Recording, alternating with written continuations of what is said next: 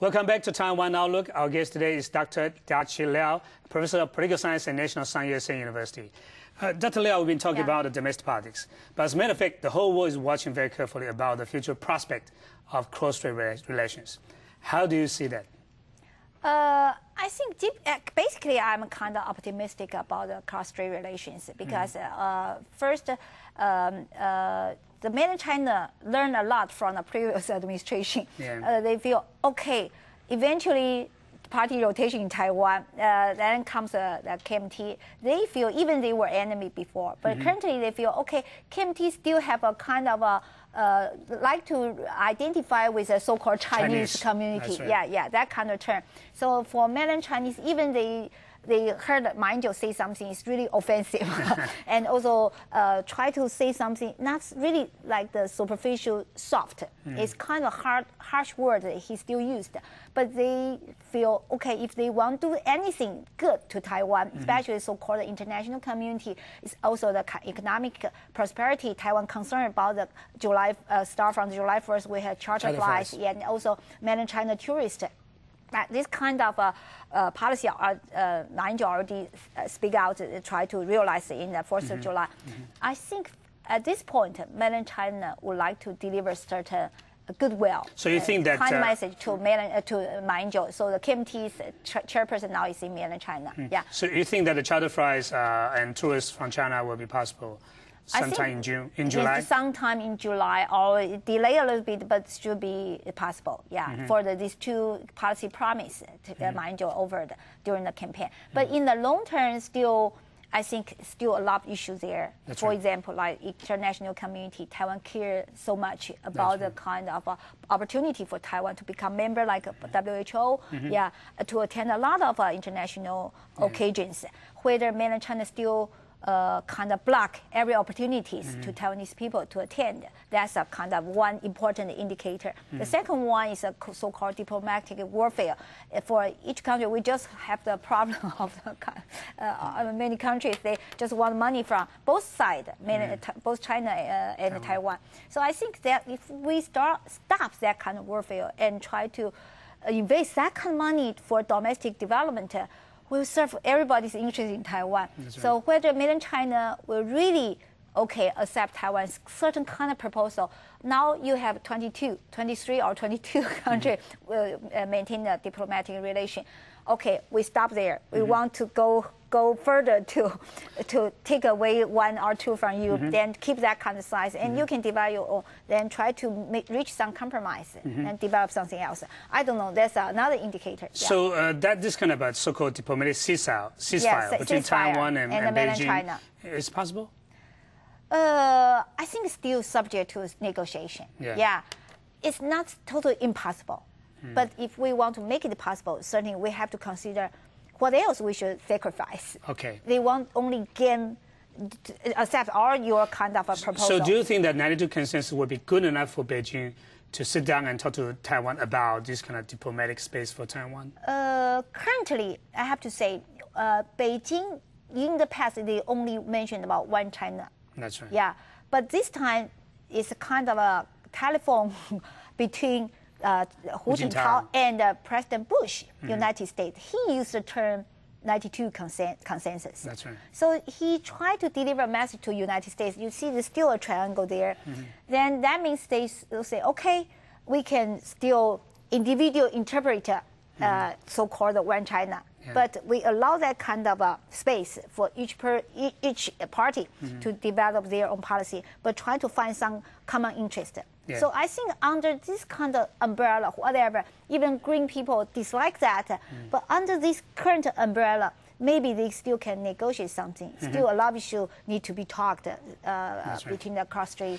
Yeah. But apparently inside Taiwan, there are different views about the so-called 92 consensus. And also between the two sides of Taiwan Strait, there are also different definitions or interpretation of that particular so-called consensus. Yeah.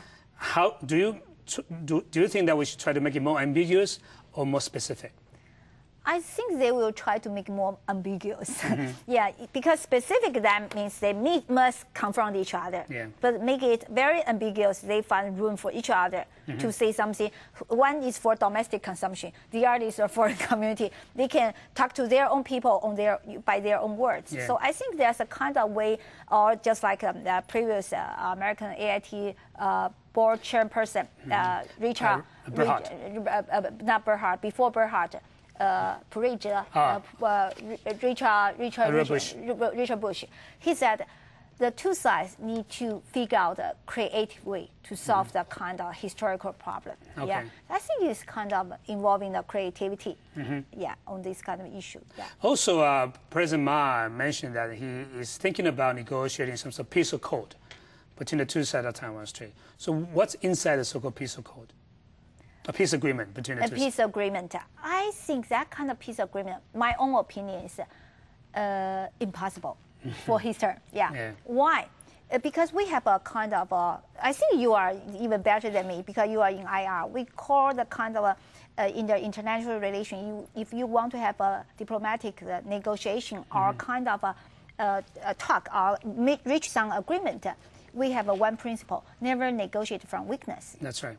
If you are weaker than the other side, you can expect that come talk who will sacrifice more. That's right. Yeah. So even though we know there's a lot of some other factors, but the basic principle is still there. Yeah. So I don't think within the short term, especially, mind you, the first term, if he can elect us the next term, the first term, he can really engage in the so-called peaceful talk. That's right. Yeah. Because mainland China, if they really want to engage that, they have to face the problem, so-called two states. We are two states, but the other side just want to recognize that. So for the first term, they try to nurture that kind of a friendship. Yeah. But for the second term, they may, and also Taiwan have to nurture itself to become more prosperous, to have more international investment in Taiwan, to try to safeguard Taiwan. If the mainland China do something, then the international community will like to protect Taiwan. So I think Taiwan need to nurture to get more kind of chips, bargain chips, to become even close to a kind of even partner, not so kind of still in a weaker point. At this kind of framework timing, I don't think Taiwan is ready for peaceful talk. So are you suggesting that in his first term, President Ma's first term, the best we can do is try to develop further economic, social cooperation between cultural, yes, exchange, and also internationally, not only to the mainland China. So it will be very, very difficult to break the so-called political gridlock between the two sides. I don't think that they can solve the political gridlock within the first term. Even in the second term, I don't think it's possible. But the thing is, on the first, even on the functional and economic issues, some people think that President Ma made a lot of promises that can only be realized with the consent, only with the consent or support from Beijing. In other words, the ball is in Beijing's court. But on the other hand, the bargaining chips are in Beijing's hands. Do you think that's the case? To a certain extent, I really agree. Like we mentioned about the July 4th, he wants to have charter flights and also the mainland China tourists. Yeah. The ball is always in Beijing's there. If they say yes, okay, yes. Yeah, if they say no, you have nothing. Yeah. So it's kind of you put our egg in one basket. But I think he can take kind of opportunity at this moment. Beijing still want to show friendship. That's because right. after this moment, we don't know.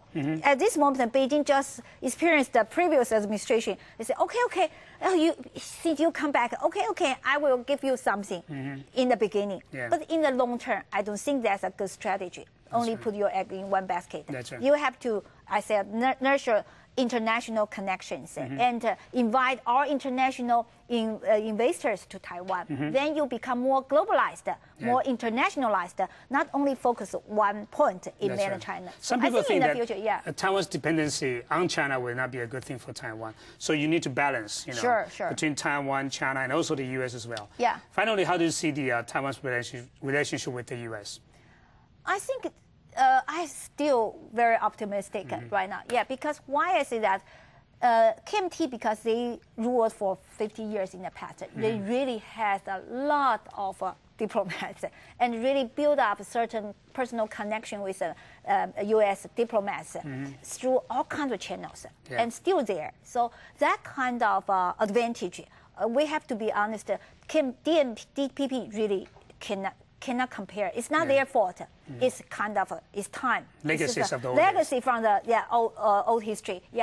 So that kind of channel, KMT still has that. So they can use that kind of channel, and they know kind of international norm better than DPP. I even heard from the DPP's legislator, Xiao Meiqing, he said, because DPP has little international or diplomatic human capital. So when they involve in the international affairs, they use domestic way of thinking, use that kind of strategy to deal with international affairs. So they always got a kind of bad effect. So we should allow DPP grow up maybe in the long term. But KMT, I think during KMT's rule, I think they will have a better equipped with that kind of ability to deal with the international affairs, especially U.S. Thank you very much, Professor Liao, for your analysis of domestic politics and also cross-strait policy. Thank you. Thank you. It's my pleasure.